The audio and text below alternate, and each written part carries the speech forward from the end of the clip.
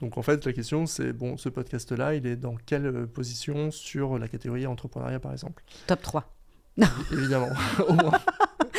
Moi, mais bon. Voilà. Et en fait, nous, on a récupéré ces informations-là depuis Apple Podcast et Spotify. Mais là, effectivement, les informations qu'on récupère, elles sont très spécifiques à Apple Podcast et Spotify. Si demain on veut le faire avec Deezer, c'est encore un truc très particulier qu'on va faire à Deezer. Mais ça, c'est plus nous, notre popote, parce qu'on va sur des terrains qui sont en général plus complexes, où effectivement, il faut qu'on aille récupérer souvent de la donnée, des plateformes d'écoute, et où chacun fait un peu comme il veut. Et ce classement-là, tu le fais de manière automatique ou... Ouais, c'est ça.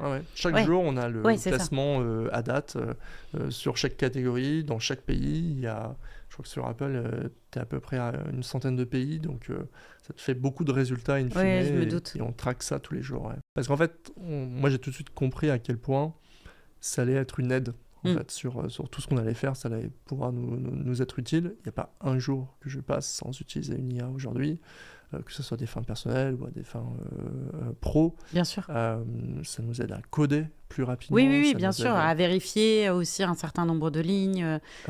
Bien sûr. C'est d'une efficacité, et surtout, ce qui est très intéressant, c'est de voir l'évolution.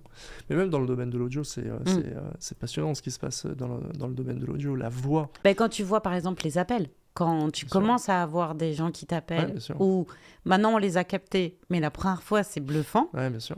Donc tu dis, mais en fait, c'est une IA qui est en train de me parler. Enfin, c'est hallucinant. Hein. Ouais, c'est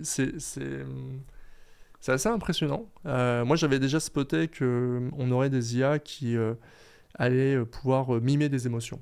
Et je crois que j'avais fait un blog post là-dessus il y a 1 an. Et là, récemment, il y a eu encore des améliorations de la part de ChatGPT et d'autres. Il y a aussi Eleven Labs qui travaille beaucoup sur le sujet et qui font justement...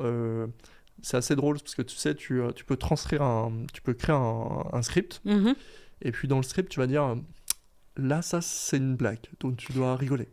Là, ça, tu dois faire un esprit étonné. Là, tu dois avoir une voix grave, etc. Et tu génères l'audio, et l'audio prend en compte tous ces trucs-là, et l'IA mime ces émotions-là ou ces intonations-là, etc. C'est impressionnant.